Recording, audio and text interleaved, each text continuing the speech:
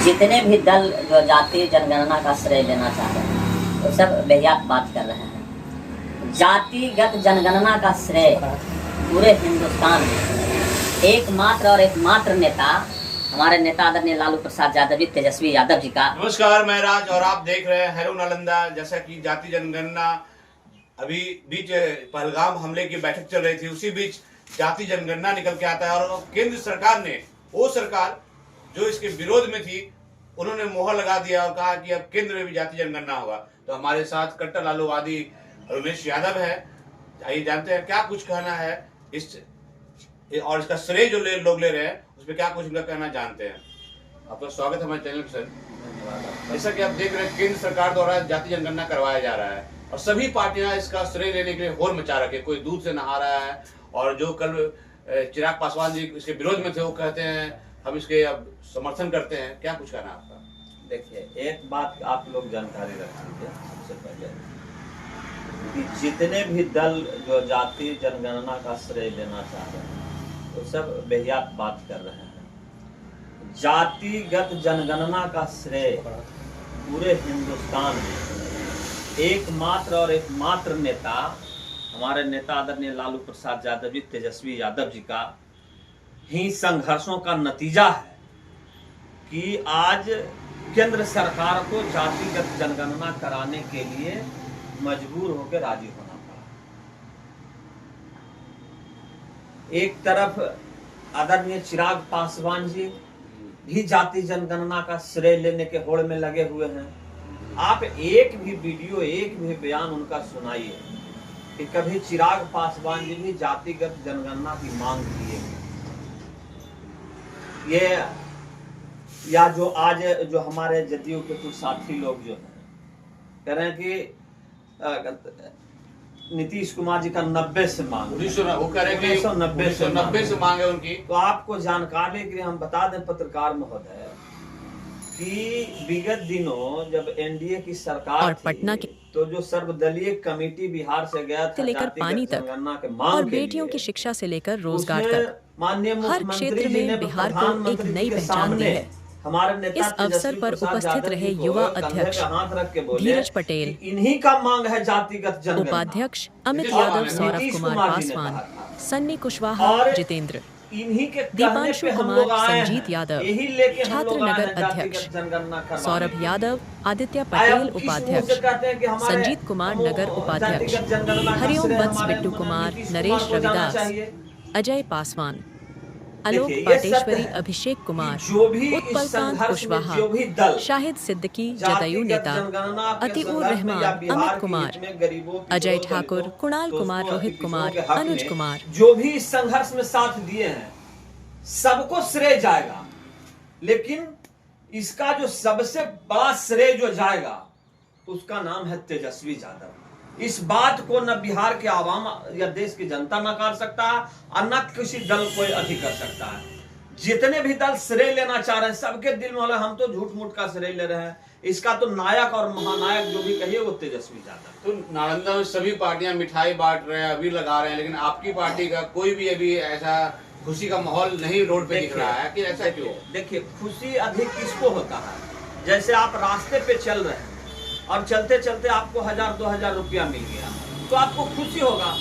और हम तो वो किसान हैं, हम तो वो संघर्षशील व्यक्ति हैं, क्योंकि हमको ये जानकारी था कि आज न कल सरकार को जाति जनगणना कराना होगा, तो हम तो उसके लिए लड़ाई लड़े, हम तो संघर्ष किए। तो हम तो पहले से आशान्वित थे कि हमको जातिगत जनगणना सरकार हमारे मांग को मानेगा और करावेगा। तो खुशी जो है तो हमारे नायक तो खुशी व्यक्त कर दिए, दिवाली मना के।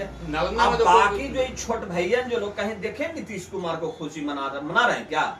चिराग पासवान जी खुशी, उनके जो छोट भाई बहन नेता जो है, जो टुंडिया जो लोग है, वो लोग कोई दूध से नहा रहा है, कोई पटाखा छोड़ रहा है, कोई अबीर लगा रहा है।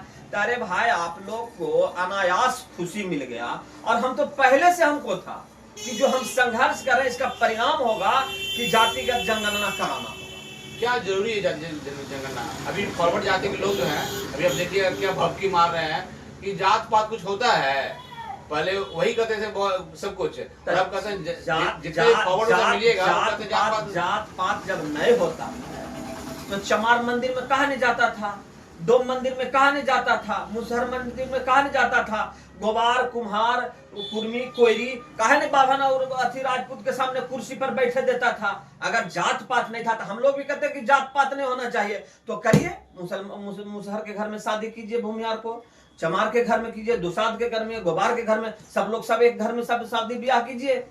ये हम लोग तो पहले से कहते आ रहे हैं कि ये जो है मानव जाति हम लोग हैं, जाति कोई नहीं हम लोग तो कह रहे हैं। लेकिन जब उन्होंने बनाया, जब जाति व्यवस्था वर्ण व्यवस्था तो बनाया, तो जाहिर है कि जब यहाँ जानवरों का, पशुओं का, कुत्तों बिल्ली सबका, पशु पक्षियों का जब गिनती होता है तो जातियों का गिनती भी होना चाहिए।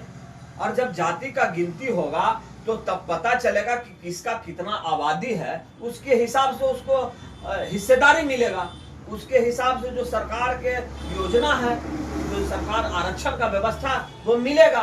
अब हमारा संख्या है 65% हम लोग का ओबीसी SC ST का ओबीसी का आबादी है और वो 10% वाले मजा मार रहे हैं।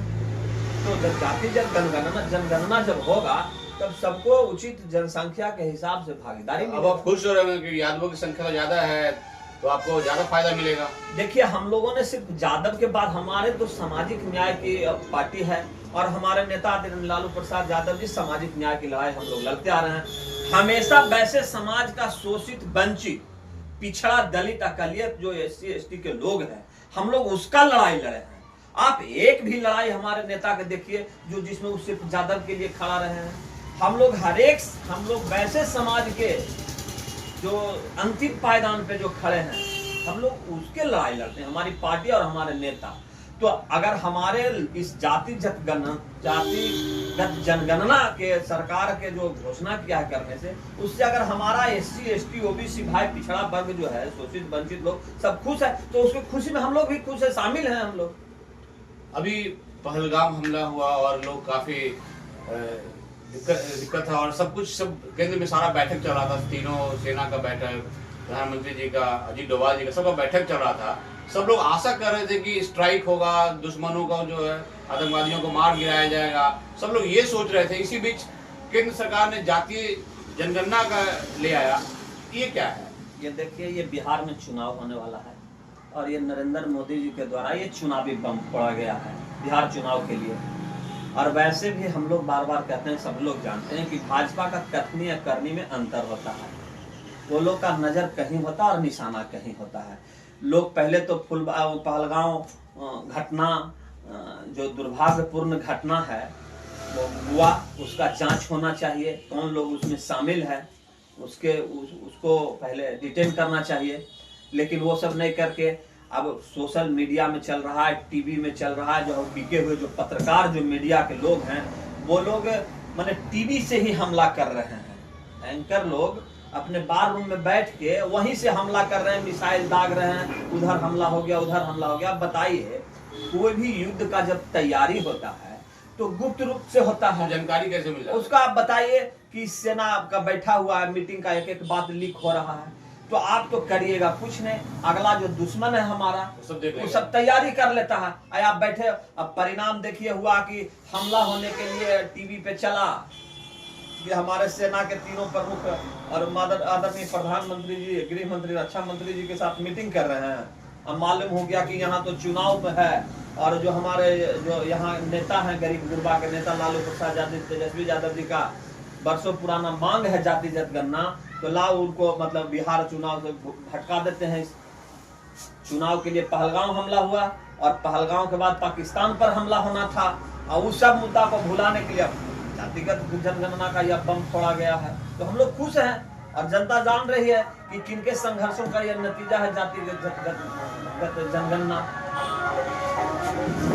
जहां लोग सोच रहे थे कि पाकिस्तान पे हमला हो जाएगा और बहुत कुछ सरकार करेगी इस पहलगाम हमले के बाद, सब लोग ये रात को सोते थे तो सुबह सोचते थे कि ये हमला जो है, ये सुबह उठेंगे तो कहीं ना कहीं हमें समाचार सुनने को मिलेगा कि पाकिस्तान पे हमला हो गया, बहुत सारे नुकसान हुआ पाकिस्तान का। लेकिन ये सब कुछ अभी तक तो नहीं हुआ। कब होगा इसकी भी जनता आस लगा के बैठी है। लेकिन जो लालू यादव और तेजस्वी यादव की जो मांग थी जातिगत जनगणना, उसको केंद्र सरकार ने एकाएक ले आया और ये सब कुछ अब क्लियर हो गया है, कंफर्म हो गया है कि पहलगाम हमले के बाद सरकार को ज्यादा फायदा नहीं मिला। इसलिए अब जातिगत जनगणना लाकर सरकार बिहार के लोगों को भटकाना चाहती है और चुनावी फायदा लेना चाहती है।